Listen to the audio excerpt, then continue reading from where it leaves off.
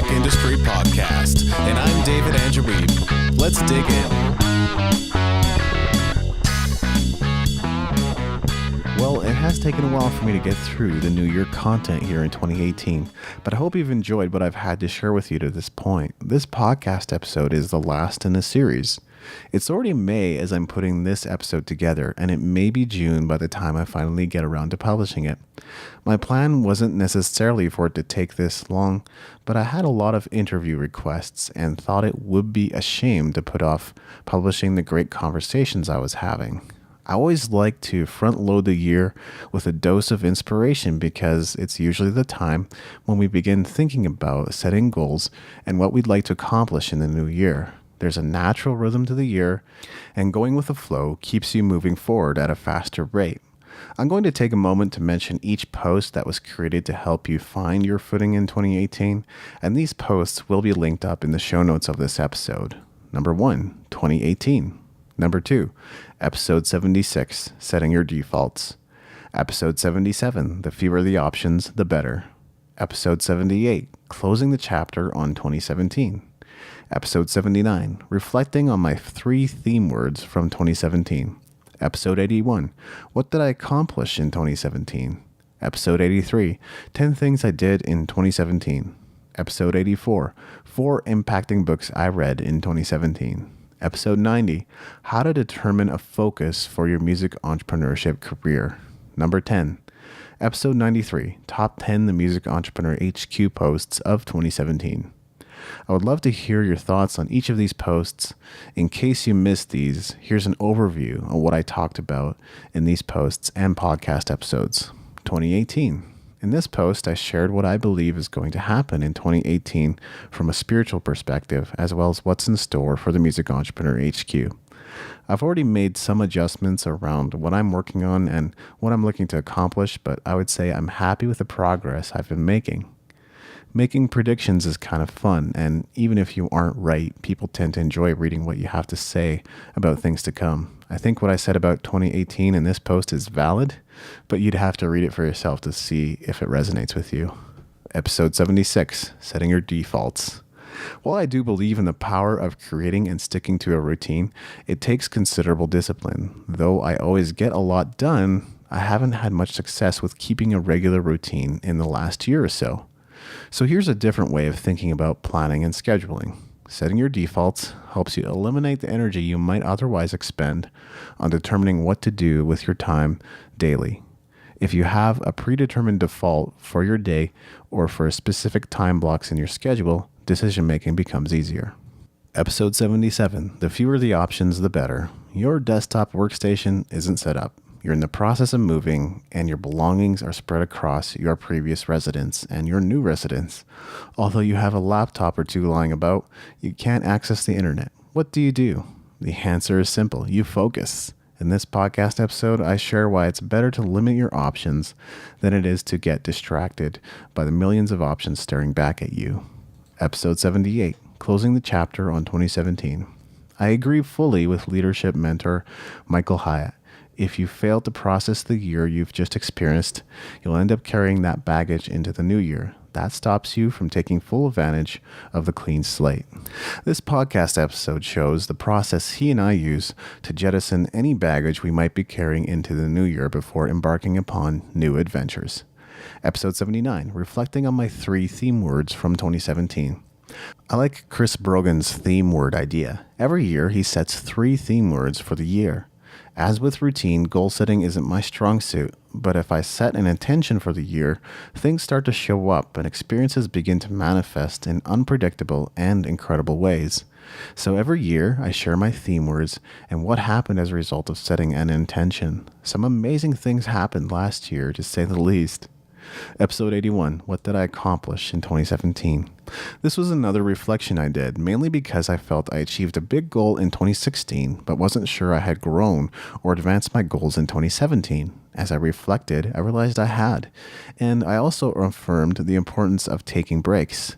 In the entrepreneurial culture, long hours at the office are worn like badges of honor. Unfortunately, this has a way of getting us thinking we must be productive every waking moment. Andrew Galucki and I talked about this in episode 91 of the podcast. But I don't think it works that way. Like a lumberjack, we must spend time sharpening our saws before going to log. That allows you to cut down more trees, not fewer. As you lose sleep, work long hours, forget to meditate, exercise, and eat healthy, your body deteriorates and you begin to burn out. So regular breaks allow you time to recover and reflect on where you're going. This also helps you identify any adjustments you might need to make. Episode 83, 10 Things I Did in 2017. What did I do in 2017? I thought this might prove an interesting reflection. It would help me see how my career was progressing and could also offer some insight into what you could be doing to make the most of your music entrepreneurship career.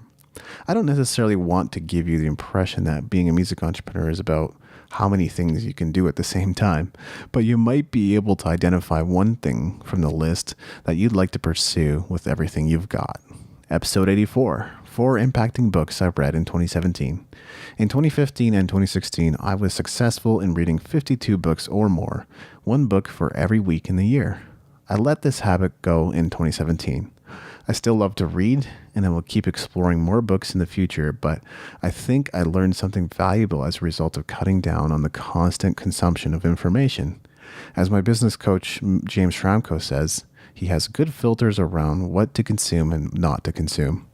I've begun to realize there's limited value in constantly researching different topics. Certainly, it's important to keep an eye on what's happening in your industry, but this doesn't need to be your top priority.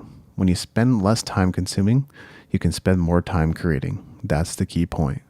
Episode 90, How to Determine a Focus for Your Music Entrepreneurship Career. How do you determine a focus for your music entrepreneurship career? In this episode of the podcast, I shared a few ideas around what filters to use to decide on a viable direction for your career. Perhaps, based on things you're already doing, you could identify a few winners to focus on and cut off the losers that just aren't working. Such objective thinking can be difficult when you're attached to an idea, but maybe you could set aside a small amount of time in your schedule to work on side projects while you maintain focus on the key products and services that generate income. Episode 93, Top 10 The Music Entrepreneur HQ Posts of 2017. And of course, I looked at what content fared the best on the Music Entrepreneur HQ in 2017. Perhaps this could offer some ideas around the types of content you could be creating or help you come up with ideas for guest posts you could write for us. My question for you is, were you inspired by some or all of this content? And if so, did you stay inspired? Did you set any new goals? Did you complete any big projects? How are things coming along? It's never a bad idea to check in mid-year and assess your progress. As for me, to this point, I've launched 2 new products. I'm basically launching at a rate of 1 new product every 2 months, which I think is a great pace, and I'm hoping to keep to that. And I've affirmed something important. You guys seem to respond more to books than other types of products I've created, like ebooks and courses. Maybe this is unique to my audience, or maybe all this talk about books on the Music Entrepreneur HQ already has you predisposed towards buying books. In episode 81 of the podcast, I talked about the fact that I've achieved more clarity around what I'm doing at the Music Entrepreneur HQ. I recently reaffirmed this direction. This was important to me because I was thinking about expanding in different directions and testing a lot of products and services. What I gradually realized was that I have 3 business units and I need to separate them as such. One of those businesses is being built with the idea of selling it in mind. But I digress. I wanted to do a quick recap of the new year content because I've been putting together a new resource to share with you. The question is, would you be interested in a book that could help you start your year the right way? If I'm being perfectly honest, this book is at least halfway done, so I may go ahead and publish it anyway, perhaps at a more strategic time like December or January. But I'd still love to hear what you think about a project like this. So I'm going to encourage you to go to musicentrepreneurhq.com, look for episode 94, and type yes in the comments section if you're interested. I look forward to your feedback. Thanks for listening. Make sure to go to musicentrepreneurhq.com for show notes and other goodies, and leave us a review in iTunes to help us spread the word.